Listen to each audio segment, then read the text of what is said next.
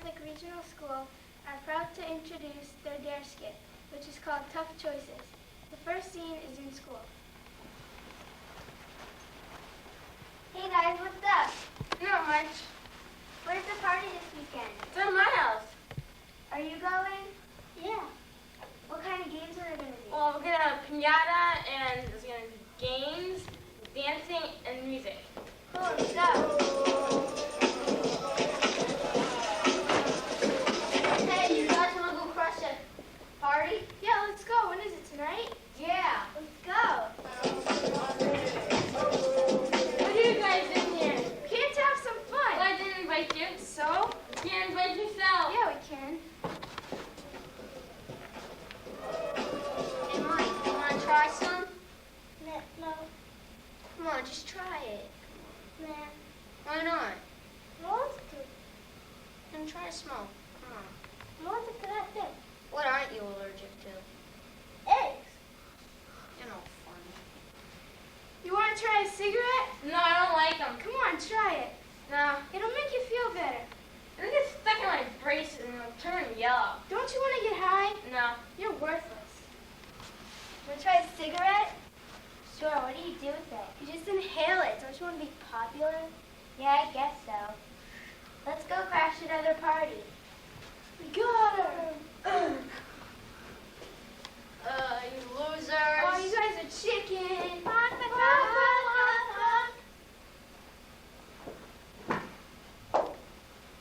Scene 2, the next day in school. I get a major headache, and I don't feel so good. Try some more. No, my mother said it's like kissing an ashtray. What do parents know? You actually listen to your parents? Hi, guys. What do you want? Well, I came to Jennifer because she looks really sick. I got a major headache. Want to try one? This stuff is trash. I don't need this stuff. You guys are losers. If you're not gonna do this, you're way out of it. Get lost. I'm going with them. They're right. And the moral of the story is... Just say no. Cut.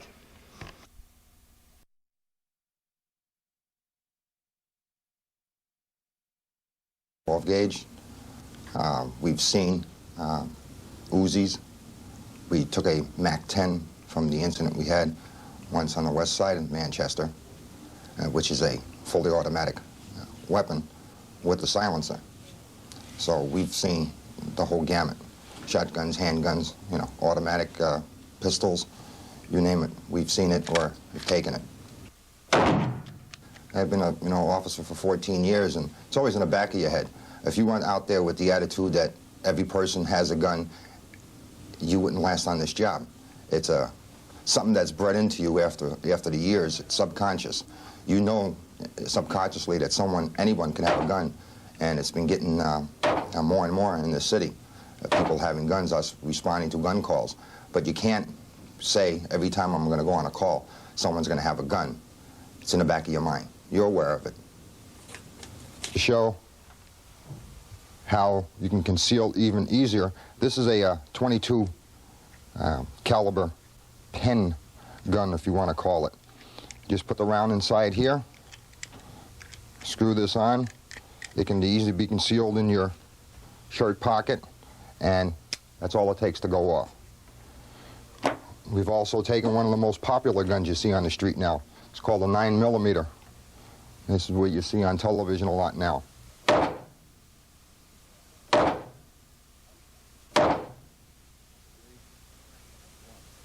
Well, certainly that was a very impressive arsenal, but how would you like to be caught on the wrong end of one of those guns? Officer Leo LeBlanc of the Manchester Police Department, unfortunately, recently found himself in just that situation. Well, at the time I was working a two-man cruiser, and we were dispatched to a fight call, and the call was upgraded from a fight to shots fired. That was then upgraded to the party shooting at everyone. We subsequently arrived at the scene. There was no victim, nor were there perpetrators in the area. After a short investigation of the crime with several other officers, I located the subject unsuspectingly and at which point he confronted me with a weapon and pointed at me and said to me that he would take me as a hostage. At this point, he started to walk to my left to get to the back of me, and at that point, I decided I better make a move, and I turned, I drew my weapon, and as I was drawing my weapon, he fired at me and shot me. I then had the opportunity to fire back, and I did shoot him, and he was wounded.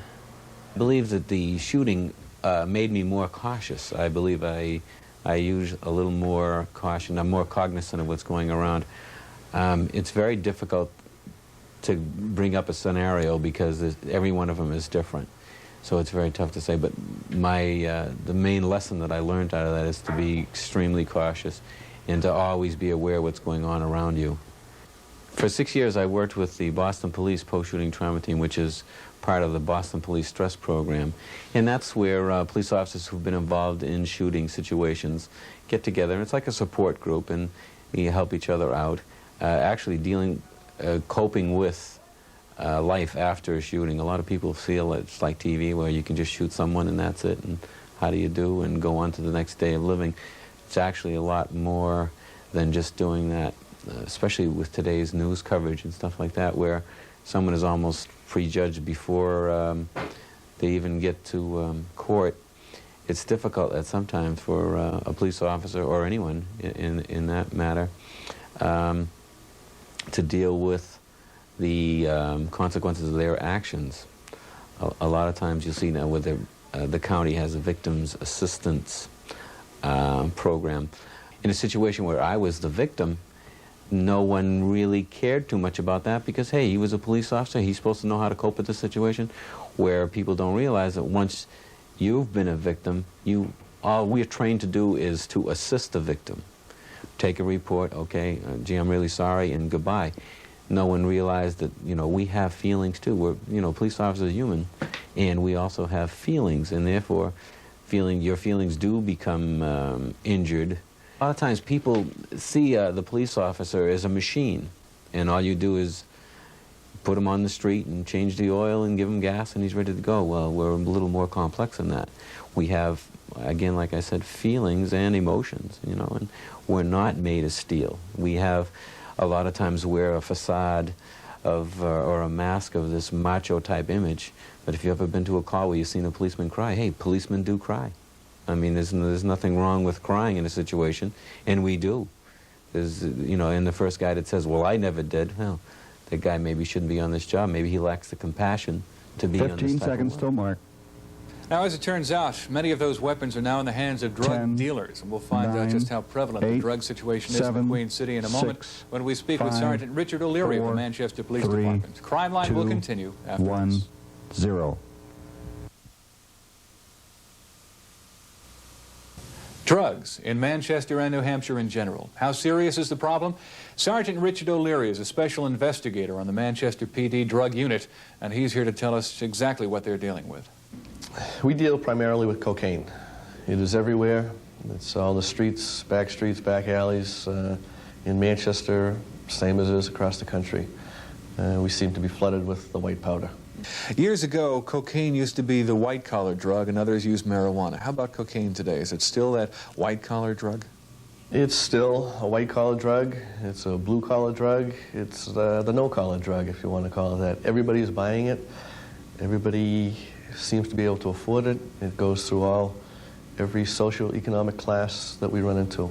They all use it and buy it. Over the years, as drugs have become a more serious problem in the Queen City, how have you seen Manchester change? How have you seen drugs change Manchester? Well, unfortunately now, our policemen out in the streets are running from call to call. The calls that they're getting are much greater than when I was out in the street a few years back. There's not even time for the poor guy to have his lunch. The burglaries are up, the thefts are up, even the various calls for fights and problem calls that don't attract a lot of attention. There's a lot more of those, and that affects all the police operations.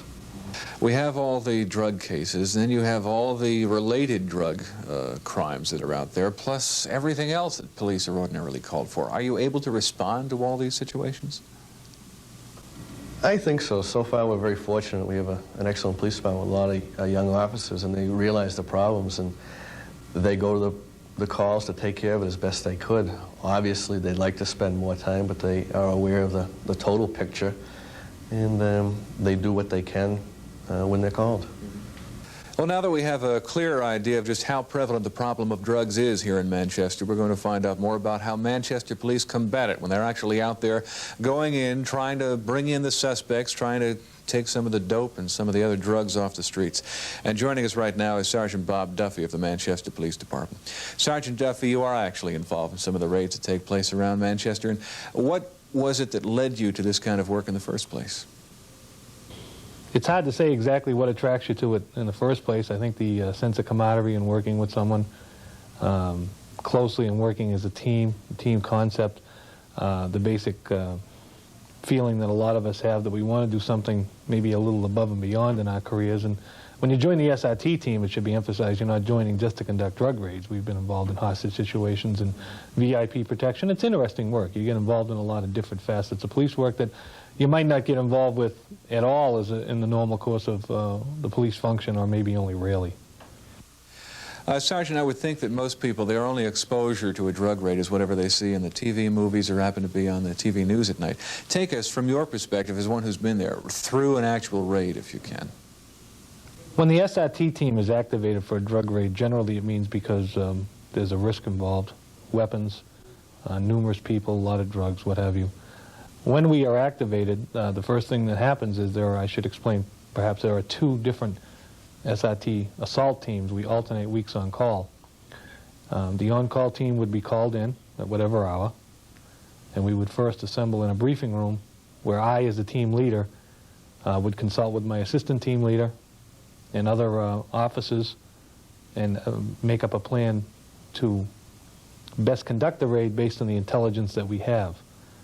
Intelligence really is the key. Sometimes you have a lot of intelligence and sometimes you have virtually none.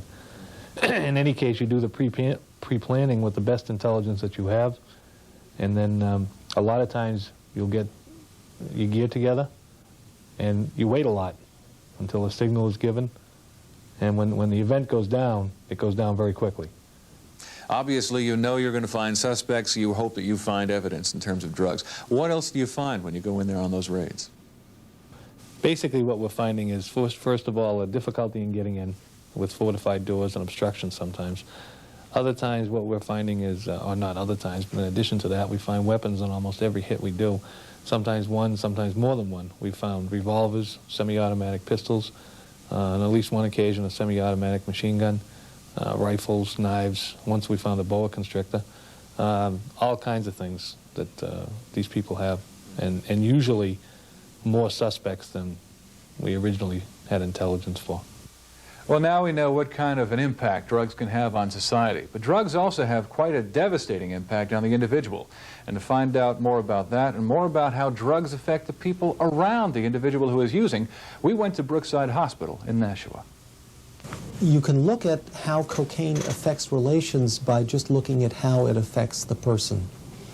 You know, and the other issue is at what stage in their pattern of misuse of cocaine are they? Because there's a progression of the pattern of misuse that people go to become addicts. Initially, it just starts off as use. And at that point in time, there's very sporadic use of it, usually not terribly much. At that point, you can't call it abuse or addiction. The next phase would be to be using it a great deal and abusing it, where essentially you're beginning to consume it to such a degree that it takes on more and more of your life, where you might have gone out with friends, say, gone over to somebody's house to play cards or gone out to a movie or something like that. Your activity begins to take on more of your activity begins to take on getting a hold of and consuming the drug. Abuse, then, is the third stage at which point one enters in the addicted phase of the use of the drug, where one really needs it. One develops a psychological and often physical addiction to the drug. One develops some tolerance, that is, that one needs to take more and more of the drug to achieve the physical or emotional or psychological feelings that one has. So that the impact on the family life of, say, a drug of cocaine depends upon what phase one is in. Oftentimes, it's hard to see the specific impact on a family at the use or abuse phase, but certainly at the dependent phase, it has a dramatic impact. One is an individual, let's say a father of a family, is often neglecting his responsibilities to the family. Cocaine is a very expensive drug, so a lot of the money that this person is going to be earning is going to be going towards his cocaine habit as opposed to for the family things. There, you can see in extreme addicts where family members will actually sell family possessions to get a hold of money. They'll rip off other family members to get cocaine. Extreme cocaine addicts with a lot of money and a lot of cocaine will lock themselves away in a hotel room and just sit there and go through all of the cocaine until it's gone, in binges, in huge binges. So that there are most of the effects of cocaine are directly on the neurochemistry and the brain. There are other effects that you've probably heard about in terms of Len Bias and John Belushi, who took high doses, probably high doses of cocaine that directly affected the heart. And because cocaine stimulates the neurochemistry of excitement, it can stimulate the heart. And those of us who have underlying heart conditions, it can precipitate an abnormal beat in the heart, which could lead to a heart attack and sudden death. Help is all over the place, and of all different kinds. You know, there's the help of joining AA and NA, which is kind of a self-help group. There's more specific kinds of individual or family therapy specific to an individual who has a drug problem.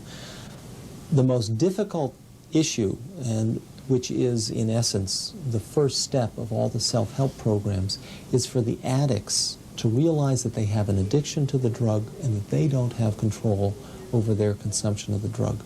This is the first step. Getting an addict to that point, to the point where they're saying, okay, I give up. I can't control this. I need some help, is a very difficult but very important step for them to make.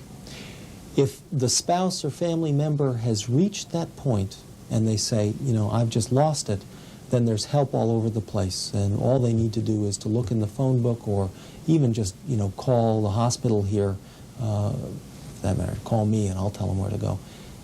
But if they haven't reached that point and they're diminishing how much the drug use has upon them and how it's affecting the family and that sort of thing, family members still can take themselves to self-help meetings. Adolescents often break the law as a result of their drug and alcohol habit. When they appear in court, sometimes it's very useful for the judge to say, look, you're either going to go to jail or you're going to go to treatment, and give them that option. Many of the adolescents choose the treatment option, and it gives leverage to confront the denial and get them into treatment. Other forms of leverage that are very important 15 with seconds adults till mark. also when they've committed some kind of a crime, a traffic accident or a motor vehicle 10, accident or something like 9, that, to get them 8, into treatment. This 7, is the kind of leverage that they need. 6, 5, Coming up next on Manchester 4, Crimeline, we 3, return to the scene of 2, recent crime. Stay 1, tuned. 0. Welcome back to Crimeline. I'm Sergeant Mike Piscatolo of the Manchester Police Department Crime Prevention Division. I will present the following crimes to you. If you have any information concerning this criminal activity or any other activity in Manchester, call the Crimeline number at 624-4040. Manchester police detectives are investigating a rash of burglaries that have plagued elderly housing in Manchester. The rash of burglaries began on January 5th and has continued through the month of February. The burglar has been using a pry bar to gain entry to the front door. Items usually stolen during the burglaries are cash, jewelry, along with general ransacking of the apartments. On February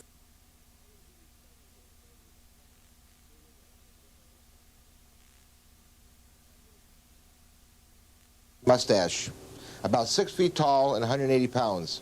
It is believed that this suspect is operating a bluish-gray vehicle, older model, beat up. On Sunday, February 11th, the Circular Variety Store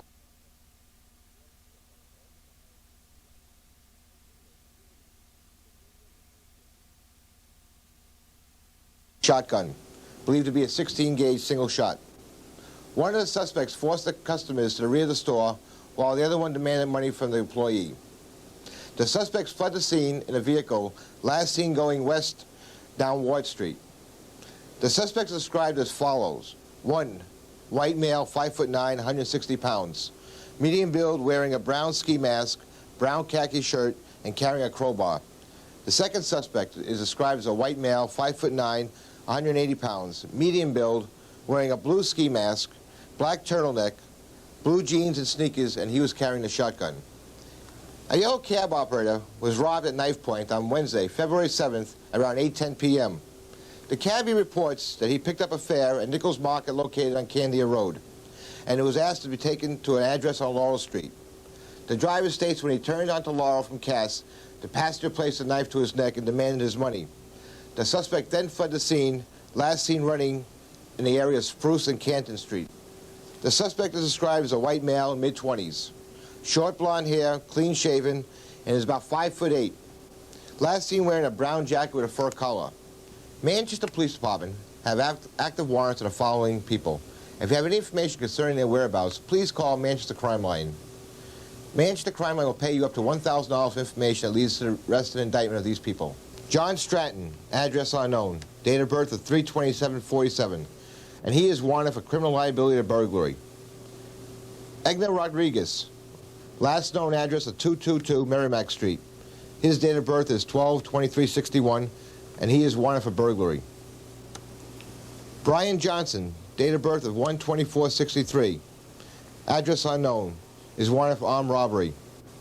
Lena Hannigan, date of birth of 11/25/67, address unknown, is wanted for bad checks. Renard Norton, date of birth of 11/19/57, address unknown, wanted for felony theft. Well, we thank you very much for tuning in to this edition of Manchester Crimeline. Next month at this time, once the investigation is over, once the bust is made, there's still a lot for police officers to do. It's just not as easy as book 'em, Dano. We'll tell you about how this whole process works when people are actually brought into the police station, arrested, and what happens to them after that. I want to thank you once again for tuning in. I want to remind you that special Manchester Crimeline telephone number is 624-4040. And we'd like to invite you to join us once again next month, same time, same place, for another edition of Manchester Crimeline.